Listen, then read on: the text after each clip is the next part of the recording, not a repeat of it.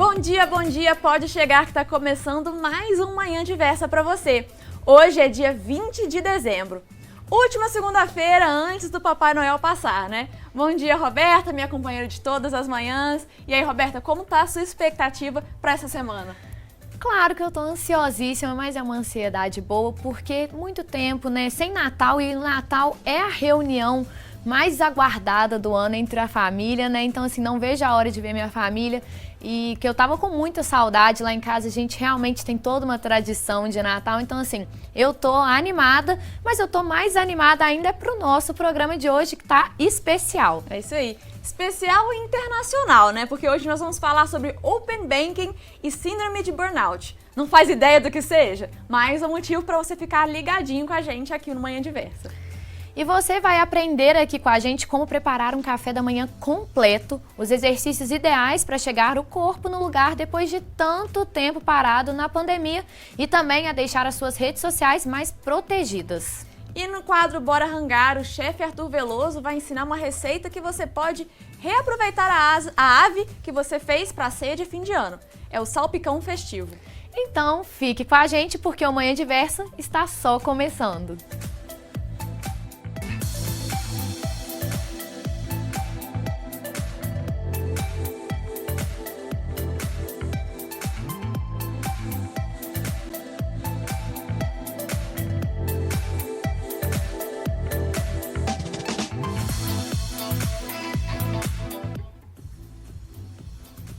O Banco Central do Brasil deu início na última semana à quarta fase do Open Banking. Esse novo sistema já faz parte da vida de muitas pessoas que possuem uma conta no banco. Mas afinal de contas, o que é o Open Bank? Então, quem está aqui com a gente para responder essa e outras perguntas é o economista Jamil Adum. Então, seja muito bem-vindo, viu, Jamil? Um bom dia para você. Bom dia, muito obrigado por essa oportunidade. Também estou ansioso pelo Natal, né? Encontro de famílias. E também faço meus esportes, né? Aproveitando a chamada, um pedalzinho é muito sempre bom também, né? Muito obrigado e honrado por esse convite. Muito obrigada. E ó, então já sabe que então Manhã Diversa tem muito tema bacana e se acompanha o resto aqui com a gente. E eu acho que não teria como a gente começar esse nosso bate-papo sem esclarecer primeiro, né, gente, o que é o Open Bank. Então eu queria que explicasse um pouco mais sobre esse sistema. Sim. Se você me permite, antes de entrar diretamente no tema, por exemplo, no meu caso, como eu estou muito ligado à gestão de negócios, modelo de negócios, marketing, né, planejamento estratégico, hoje os consumidores já têm uma gama de informações no que eles vão comprar. É importante as organizações estarem se apresentando pela abertura da internet, sites, toda uma rede social. Bom, o Open Bank, a princípio, o que ele vem fazer? Ele vem dar maior flexibilidade e oportunidade aos consumidores, aos clientes de instituições financeiras, bancos e outras, né?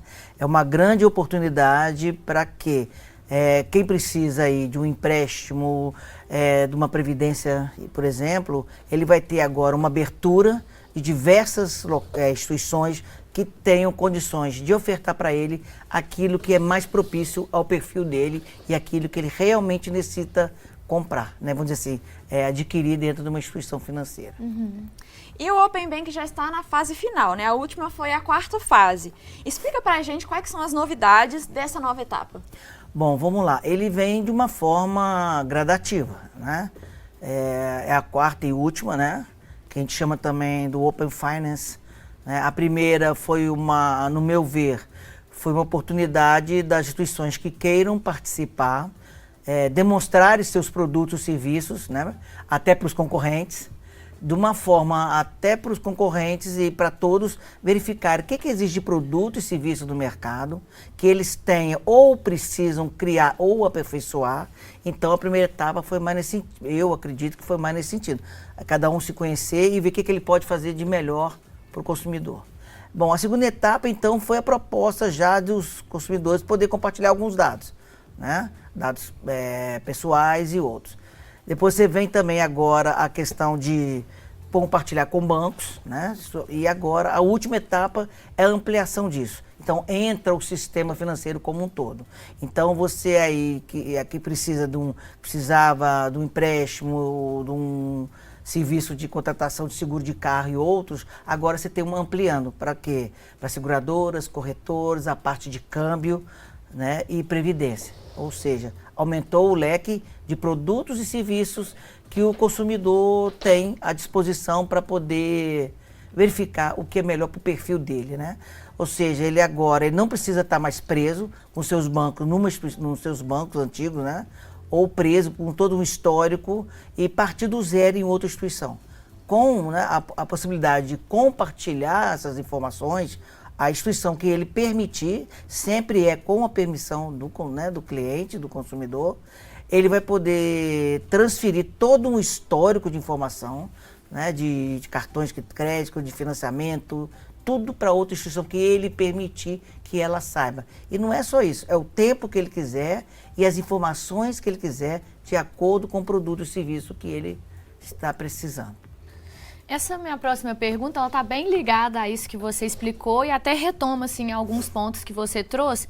Que então, nessa última fase, né, o Open Bank, ele evolui e vira o Open Finance. Quais são as diferenças, então, dessas etapas? Você começou a falar, o Open Finance, então, ele é...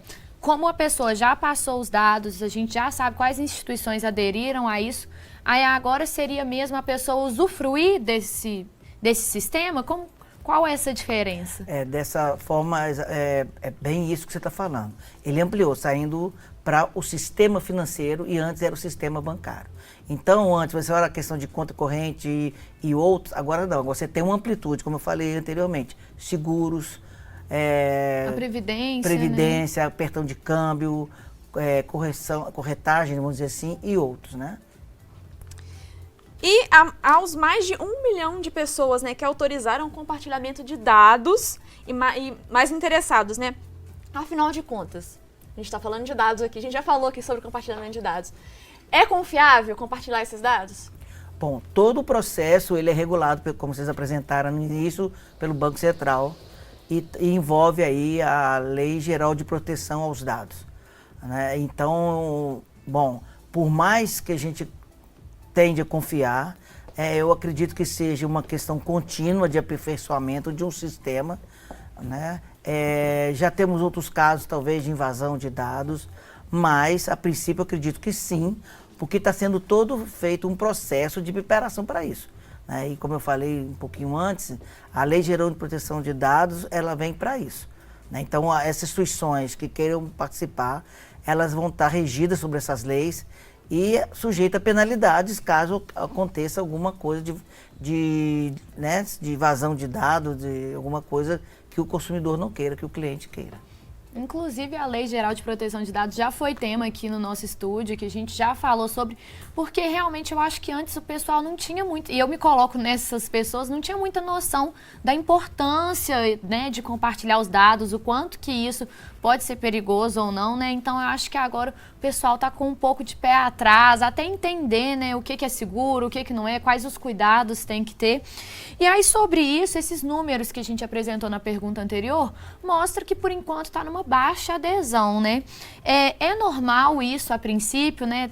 O sistema está sendo implantado. E qual que é a avaliação do Banco Central com essa baixa aderência, assim?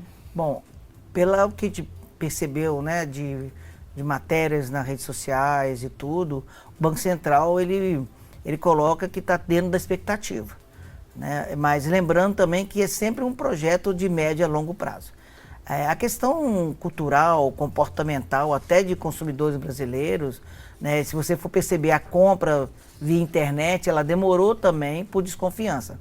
O que eu gostaria até de falar aqui é os mesmos cuidados que você tem numa compra via internet, você está avaliando realmente a instituição, pesquisar realmente se essa instituição está dentro do sistema, se realmente ela está na relação do Banco Central, porque se o Banco Central está realmente cadastrado no Banco Central. Então, quer dizer, qualquer compra que você faz, até nível mundial, nesses sites de compra, eu acredito que a pessoa precisa ter esses cuidados, né? Verificar se ele não é por exemplo, um site que vai tomar só seus dados para outras coisas, você vai colocar ali dados pessoais talvez e isso não vai ser tomado para outras finalidades, a não ser realmente a questão, né, desse processo do Open Bank, Open Finance. É o que você falou, esse cuidado não tem que ter só no Open Bank, né? Tem que ter também em tudo, porque hoje a gente compartilha os dados a toda hora, né? Então, realmente é um cuidado diário aí e de várias outras coisas que precisam desse compartilhamento, né? É isso aí. Já que a gente está falando de segurança, né?